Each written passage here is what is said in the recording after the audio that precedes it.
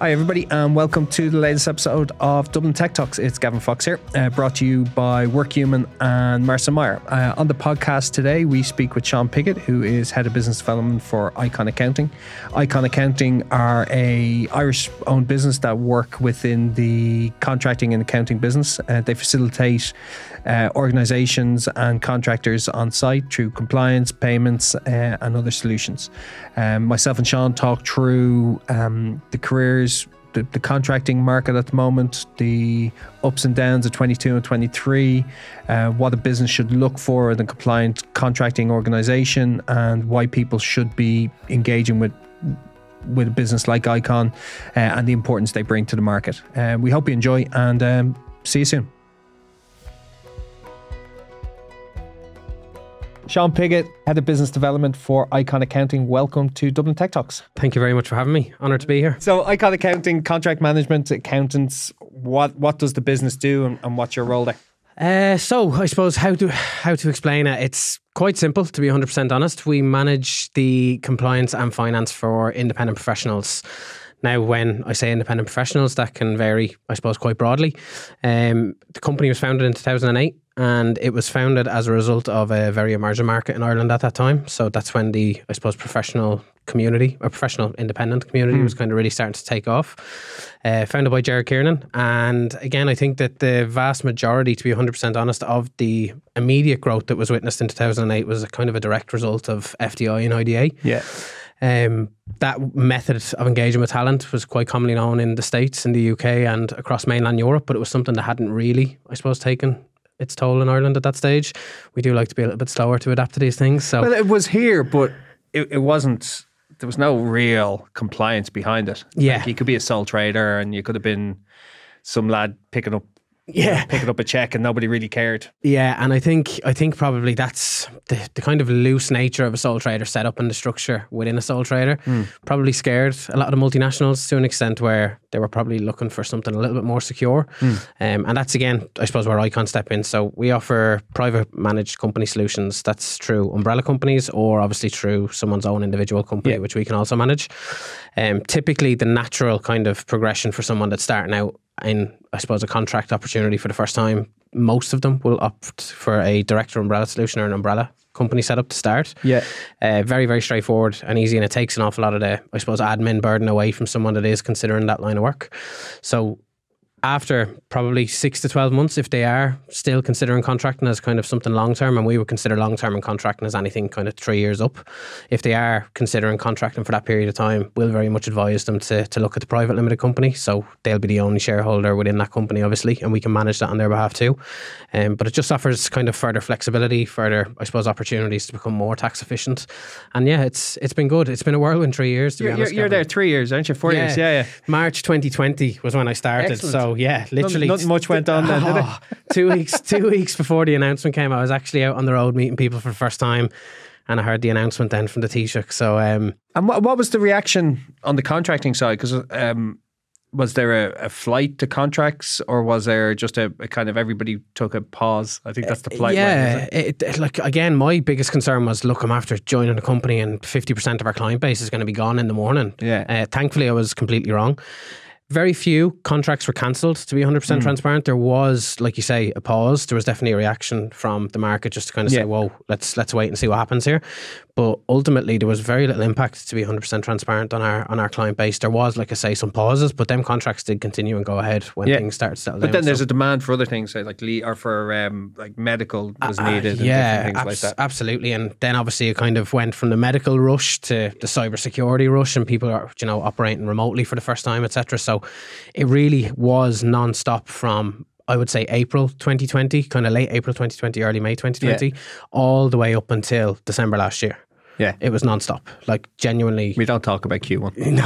Q2. No, we don't talk about that. That's okay. That's okay. We're on the same page there. But yeah, it genuinely non-stop.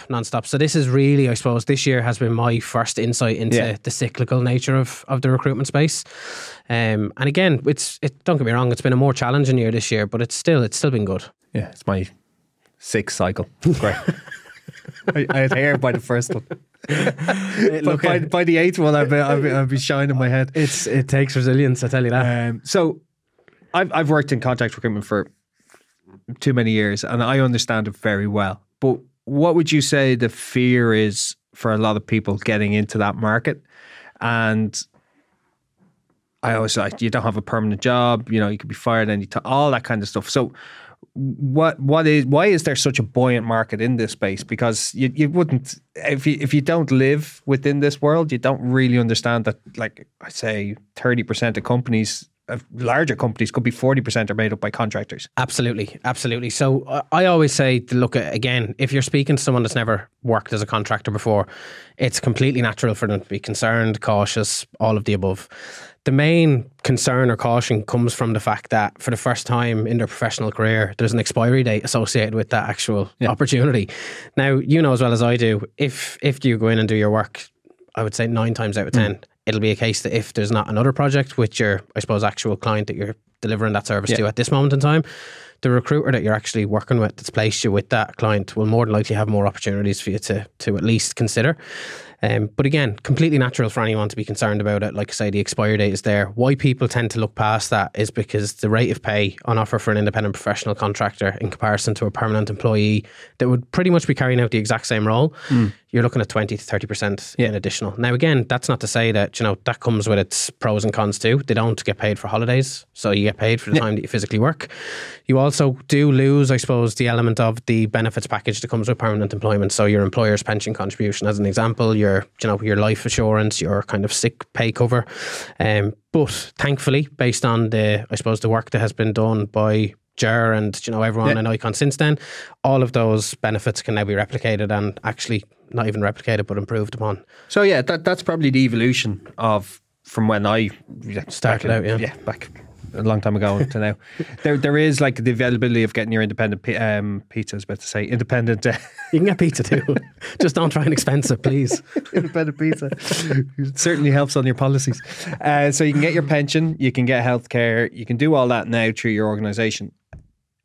But also you can start applying for mortgages, because that was an Eddie no-no when it was there. Like, nobody would do it. 100%. And I think, to be honest, that it was always going to take probably 10 years for the banks to become, you know, comfortable and familiar with the actual market itself. But again, we've been blessed with the fact that our wealth management partner actually started their own mortgage brokerage. So we know for a fact that if anyone of our clients essentially is in that kind of process or at that stage in life, there's someone that he can speak to that not only, you know, obviously knows everything from a financial perspective, but they also very much understand the independent professional contractor market as well. So it's been a massive game changer. Again, there's more new entrants coming all the time in terms of, you know, actually specialising in contractor mortgages. So that can only be good. Yeah, and last bit of kind of policy stuff. IR35 happened in the UK. Was a bit of a shit show. Yes, absolutely. Kind of reversed a bit. Yeah, well, U-turn, another U-turn. Yeah, so it's still a bit of a shit show. Yes. Do you see? People always, and I say no all the time, but we're really compliant in a market that can be very uncompliant. Yes. Do you think that policies will change around that, or will it always be that kind of self-regulating, revenue led? It's a hard question to answer, to be 100% transparent, but I do personally believe that there'll be no changes in terms of an IR35 approach from Irish legislation perspective. If we're going to learn anything from the UK, it's how detrimental IR35 has actually been to that market. You know, there was a massive influx of people moving away from the UK when that was introduced. And like you say, it was an absolute minefield, so much so that HMRC actually misclassified a load of their own independent professionals. So I love that. Yeah, you know, if the legacy makers, if the regulatory body can't get it correct, who can? But it just shows you the complexity behind that actual, I suppose, legislation that was brought in. It still has an impact on us today, even though, you know, we're completely distant to IR35. We manage Irish independent contractors. We don't have, I suppose, a UK presence as much as we probably could have and would have. But with IR35, it's kind of taken the fruit away from it, to be 100% honest. You've thought about the UK. You can tell me now if you want to answer this one. Remote contractors came quite big. Yes. Is that something that is still quite common? Is that how is that managed now these days? Because compliance and regulation is pretty important. Yeah, 100%. So is that something that's still going on? Contractors from not coming to Ireland, can you do that through the business, or what way is that done? To be honest, it is quite difficult. So we would always say to someone, again, we're kind of between a stone and a hard place, whereby the hiring client in Ireland and the recruitment partner, I suppose, partnered with that hiring client, they're very much insistent on an Irish business company, I suppose, to set up. The issue there is if the actual person is not going to be located in Ireland, they have no right or reason to be paying tax in Ireland. Instead, their tax should be paid locally where their work is carried out. But as soon as, obviously, you mentioned, this person should be operating through a UK limited company, it kind of... So does that just come back to them paying their taxes? I know it does. Really simplistic. It does. It genuinely does. Because are they an employee, or are they a limited company? Exactly. Do they pay their taxes? Yeah, exactly. Now, it's a bit of a fear thing. It is. It definitely is. And what's happened, I suppose, even with UK recruitment agencies that now obviously try to, approach the Irish market, they kind of put this blanket rule across the Irish candidates, and it's like you're damaging yourself here first and foremost. But yeah, they're very much, you can see the fear within the hiring clients and within these recruitment partners by literally just throwing the blanket over everyone and saying you're inside. But you can't you? There's no real, like, once you do your background checks and you get your tax validate or 100%, and there's a self-assessment and stuff, so you can get around it. But again, it's more sort of hiring client that you're kind of trying to please. Perfect. That's that bit done. So, touched on a minute ago, end of 2022, market changed a bit. So what did you see? I can tell you ours, but what did you see as your trends kind of December into January? December, like typically December is a quieter month for us, and it was in 2020 and it was in 2021. And look, when people are approaching the end of the year, not only are you kind of not really focused on new opportunities and changing jobs at that time, you just want to get Christmas out of the way realistically. So it's always been a quieter time, but last year was different, and it was literally all systems go right up until D-Day, up until like 21st, 22nd, which was strange. And that kind of gave me a big sense of false, I suppose, hope in terms of January. But that was very quickly, I suppose, removed when January actually came around. January was the quietest month that we've ever had in my time. Really? ICON. Yeah, really, really like quiet. On the backdrop of, if people aren't aware of, mass layoffs, scaremongering among the market. Yeah, there was going to be no. The sky was falling down. Yeah, everybody's leaving. Yes, absolutely. And people shut up shop. 100%. And I think that as well as that, even, and look, I'm not one to kind of poke at the calendar and say, oh, well, we had more days here, but I think that based on the way the calendar did fall around Christmas, an awful lot of hiring managers were probably out of the office until the 16th of January. They took an extra week or whatever. So that had an impact again, because I know obviously the tech sector was massively impacted in January, and there was some bad news, absolutely. I think it was more of a correction than, I suppose, widespread cuts. It's probably something that they had to correct based on kind of overhiring. Like, recruitment only works when there's it doesn't work when there's scaremongering, when there's uncertainty, and there's news reports coming out that Google are pulling out of Ireland. It's like, you're right there, you're not. Like, and I'm guessing that was a big kind of shunt in the market for contracting. 100%, and not just from an onboard and hiring client perspective, but also for people that were probably approached with a contract opportunity around that time. They were saying, no, wait, I'm going to stay exactly where I am until all this kind of settles down and blows over. But it was very much a domino effect in terms of, obviously, once the big first name went, they kind of all said, this is our opportunity to get in under the same kind of sandstorm. Oh, I know. In fairness to you, though, one thing that I definitely appreciated was your LinkedIn throughout that time, because, it was shining a light on something that that's never been said to you before. No. It's usually polar opposite. But no, because it did shine a different light, and it was like, no, hold on, everyone needs to relax here. It's not the end of the world. There is layoffs, but again, it will pick up, and it did. I've gone through, as I suspect, 6 cycles, and it's always the same. 100%. Mass hysteria, layoffs, or just a cut in hiring, and then a realization that shit, we have to build product, or we're getting the tech cyber wise. I remember in 8, 9, or 9, 10, and suddenly people went, oh, like, people are trying to do stuff here, and like cyber hiring went crazy because nobody had invested in their security systems, and people were just coming in and hacking. Absolutely. So like it always happens, and it's very difficult, especially if you're a smaller organization. 100%. That you're going, where's the revenue coming from? If you're one of the bigger organizations, say in recruitment, there's usually a bit of contingency there. But there was a bit of a weird time. But let's go into more positive. That kind of, when did you see that turnaround? To be honest, we've seen a turnaround at the end of Q1, so it would have been March. We had a very positive March. And again, like typically because of, I suppose, how historically it had occurred, we were expecting April to kind of go the exact same way, and it would just build momentum and it would keep going the same as it had in 2020, 2021 and 2022. It wasn't the case. There was another slight kind of dip. But it really has picked up this quarter. We've seen it since June. Yeah. Kind of 2nd of June, suddenly people went, hey, let's go hiring again. Yeah, exactly. And I suppose one thing that has benefited us, to be 100% honest, Gavin, is like when I joined the company, and I suppose I'm not taking credit for this whatsoever, by the way, but it was a case that we were very tech heavy in terms of our clientele. That's not by accident or coincidence. Obviously, that's where a lot of the contract roles are in the Irish market. But since 2020, there has been an awful lot more kind of information out there to hiring clients, as well as obviously to different recruitment partners that may never have been interested in a contracts desk before. And it's expanded into life science, pharma, engineering was kind of always there anyway. But so medtech, that has to be, was flying, I'm guessing, 21, 22. Is that still as busy? It's still as busy, but what I would say is it's very, very obvious when you're on the phone to someone that's contracting for the first time as to what industry they're coming from before you even ask the question. And the reason being, it's completely natural, I suppose, to a certain extent. If you're speaking to someone that's worked in IT, like 99.9% of people will have worked alongside contractors in the medtech space, because it's so new.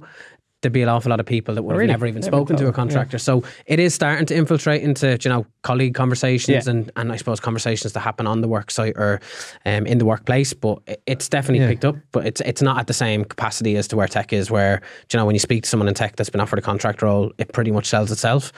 There's a lot more, like you say, that we touched on at the start, there's a lot more kind of cautiousness and concern from someone that maybe hasn't worked beside a contractor and hasn't seen someone in the same place for the last 4 years. Yeah, it's funny. And like, I know so well, but like people are still surprised there's an industry in that space. Like, it's fucking huge.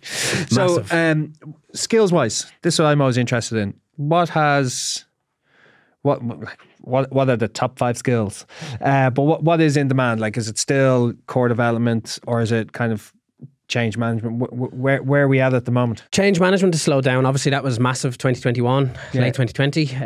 It's more so, like you say, at the start, the development is back on. So software developers, cybersecurity is still a big one, obviously. Anyone that's kind of actually doing an engineering side to tech as well, that's massive at the moment. But the biggest emerging, I suppose, role that we've seen over the last 12 months in the tech space predominantly has been data analysts. Yeah, on contract. Massive number of data analysts. And again, from, I suppose, something that we done last year was Grad Ireland for the first time. The amount of graduates coming out in that capacity as well it's alarming but exciting, I suppose, at the same time. What would be the average kind of career time then to get people are getting into contracting? It used to be like 5 year plus, 6 year plus. Yeah, definitely. Now it is changing. It's definitely changing, and we can see it changing, because not only is the average age of our client base dropping, and it's because we're getting older. Quite sporadically, to be honest. It's a case that I suppose contract roles are starting to open up in terms of it's not just, the lead engineer that you're bringing in on a contract basis. So the experience is definitely still something that's obviously required, because when you're onboarded as a contractor, you're expected to come in and hit the ground running. It's not something that you're, you can find your feet. Absolutely not. You've got a specific day rate and you're expected to deliver on day one. So what I would say there is that they do like to see kind of at least a year to 2 years experience. But what I like now is that I suppose how you get that experience is a little bit more flexible. So you can be working full time, but you can also be doing, I suppose, projects on the side. And it's your portfolio projects that they're more interested in seeing. And company sizes. Is there a specific company that you see would hire contractors, or is it always going to be an enterprise type business? Is it surprisingly actually some of the 0 to 100 seats hire contractors, or what are you seeing on that space? It's definitely, like you say, it's definitely like the large organizations, because they're so familiar with that method of engaging talent. It's not even a consideration for them. But what we have seen a big uplift in is SME. So SME companies are actually onboarding contractors. Now, again, it might not be as exciting in terms of software engineering and, software development, but it could be as simple as implementing the CRM or on the back of that change management kind of process that they're after going through over the last number of years. So literally all sizes are engaging with contractors. Again, a lot of it is down to, I suppose, the recruitment professionals on the back end of things, and I suppose the promotion, education, and the information that they're providing. Is it still recruitment heavy? Is it still agency heavy, or is it companies going? I would guess by now that companies might be a bit more comfortable doing it direct, or is it still kind of recruitment heavy? Very recruitment heavy, to be honest, and I can understand why. I think that at this moment in time, obviously LinkedIn is probably your best chance of actually finding talent. Yeah. Outside of obviously going going to Dublin Tech Talks is number 2. 100%. Well, I'd actually go to Dublin Tech Talks first, but no, LinkedIn is essentially kind of the platform where most people obviously look for roles. What I would say is that, again, it's don't get me wrong, it's useful, but it's not ideal for contractors. And the reason being, even when you're in the recruitment space, you're looking for someone that could potentially be interested in a contract role. They'll have down that they're working at Google, but it'll come up that they're an employee at Google, not a contractor at Google. So it's still a little bit difficult, but we're working on something that I find that really funny that people are reluctant to say they're contracting in companies, and it's really funny. Like, if I was a professional contractor, I'd be telling myself, everybody, I'm a contractor, 100%. So I would get targeted more. Absolutely, because look, again, the biggest compliment you can get is that you have the skill set that, you know, Google were interested in bringing into their organisation, or whoever it may be.